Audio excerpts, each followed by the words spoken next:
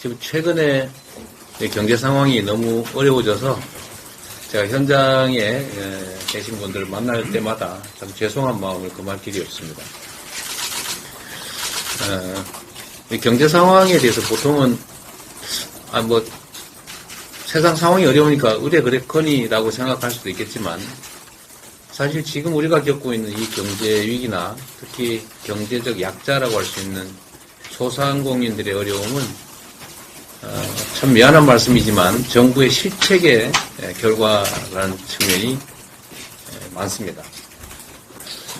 어제도 누군가 그런 지적을 하는 걸 봤는데 일단 수출 경기가 너무 나빠져서 무역 적자가 심화되다 보니까 국내 경기가 매우 나빠진 측면이 있는데 이건 사실 우리 국내 기업들의 최대 수출 시장이라고 할 수 있는 중국 시장의 축소와 매우 깊은 관련이 있습니다.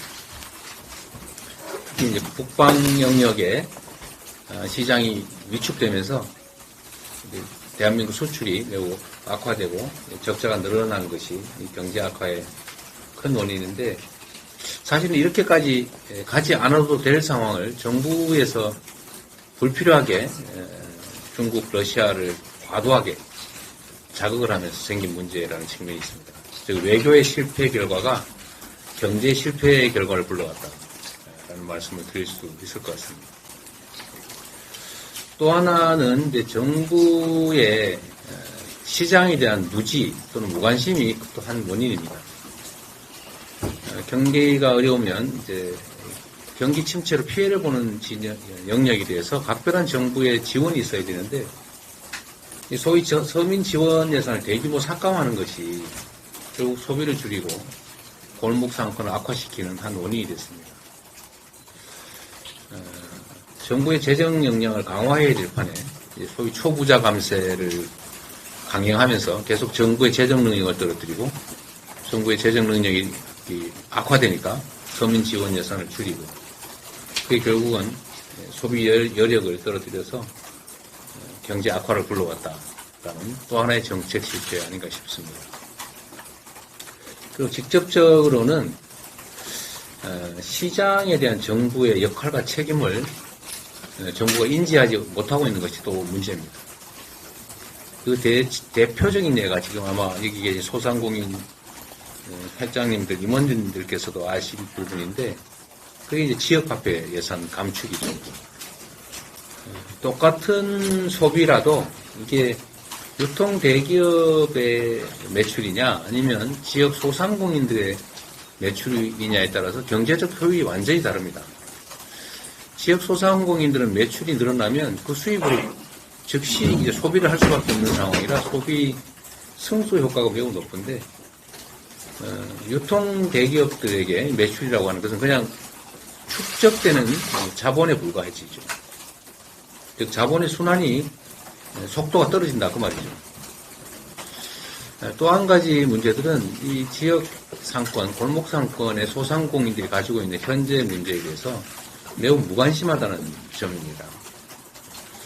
저희가 오늘도 뭐 그런 말씀을 드릴 수 있을 텐데 예를 들면 이 소상공인들이 겪고 있는 지금 코로나 위기 때 생겼던 그 신용 문제, 신용 대사면을 좀 해주자. 아마 요구에도 있을 것 같아요. 그 이미 전에 우리가 대선 때 여야 가릴 것 없이 약속했던 것으로 생각이 되는데 지금도 마음만 보고 할 수 있는 거 아닙니까? 예. 저희는 이미 작년에도 신용 대사면 하자라고 제안을 했는데 정부가 지금까지 여당도 무관심하게 방치하고 있다. 갑자기 신용 대사면을 들고 나왔어요. 지금도 할 수 있다. 저희는 얼마든지 협조한다. 그리고 사실 이게 야당이 협조하면서 할 수 있는 거 아닙니까? 그렇습니다. 우리가 반대해도 여당이 일방적으로라도 할 수 있는 그런 조치인데 지금 이제 총선 공약으로 들고 나왔다고 해서 결국 이건 무관심에 따른 무지이거나 아니면 기만행위다라는 생각이 듭니다.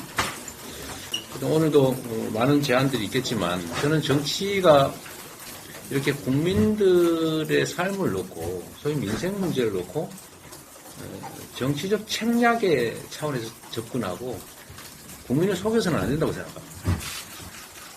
지금 당장 할 수 있는 일, 이미 전에도 약속했던 일, 그런데 하지 않고 이번 총선에서 표를 줘서 우리가 이기면 하겠다라고 하는 것은 결국은 정책 사기라는 생각이 듭니다. 지금 당장 할 수 있는 건 당장 해야 되거든요. 그래서 정부 여당에 그 말씀을 또 한 번 드립니다. 민생을 놓고 정략적 차원에서 국민을 기만해서는 안 된다. 지금 당장 할 수 있는 일, 또 이미 전에 약속했던 일, 시행을 하면서 정말 새롭게 총선에서 표를 얻어야만 할 수 있는 일, 그런 것들을 공략해야지 지금 당장 할 수 있는 일을 집권 여당이 집행 권한을 가지고 있으면서 나중에 하겠다, 뭐 어떻게 해주면 하겠다라고 하는 것은 옳지 않다, 이 말씀을 한번 드립니다. 정치적 책략으로 접근하기에는 우리 현장의 국민의 삶이 너무 어렵다라는 점을 다시 한번 지적하고 정말 관심을 좀 가져달라. 그리고 지금 할 수 있는 건 당장 하자. 또 제도를 바꾸거나 할 필요가 있는 것은 우리 민주당이 결코 회피하지 않겠다. 대체적으로 내는 정책들이 거의 유사합니다. 이견이 거의 없기 때문에 총선을 기다릴 것 없이 지금이라도 당장 할 수 있는 것은 했으면 좋겠다, 이런 말씀을 드립니다. 이 소상공인 문제는 옆에 제가 계셔서 드리는 말씀이 아니라 실제로는 대한민국 고용의 상당 부분을, 매우 많은 부분을 차지하고 있습니다. 이 소상공인이나 지역 골목상권들이 살아야, 또 소상공인들이 살아야 경제의 실핏줄이 삽니다. 경제의 실핏줄이 살아야 사람 몸도 튼튼한 것처럼 경제의 체질도 튼튼해진다는 말씀을 좀 드리고, 그러기 위해서는 핵심은 매출이 좀 늘고 비용을 줄일 수 있는 길을 찾아야 된다. 그게 문제의 본질이 되고, 또 거기에 맞춰서 우리 더불어민주당은 지금까지 해왔던 정책대로 골고루 모두가 공정한 기회를 가져야, 그리고 우리 사회가 가지는 자원이 제대로 효율적으로 사용되어야 경제가 산다. 그게 대한민국의 사는 길이다라는 생각으로 소상공인 여러분들과 함께 경제 회생을 위해서 총력을 다하겠다는 말씀을 드립니다. 오늘도 좋은 제안 해주시고 저희와 호흡 맞춰서 할 수 있는 일은 지금 당장 해나가자, 이 말씀을 드립니다. 고맙습니다.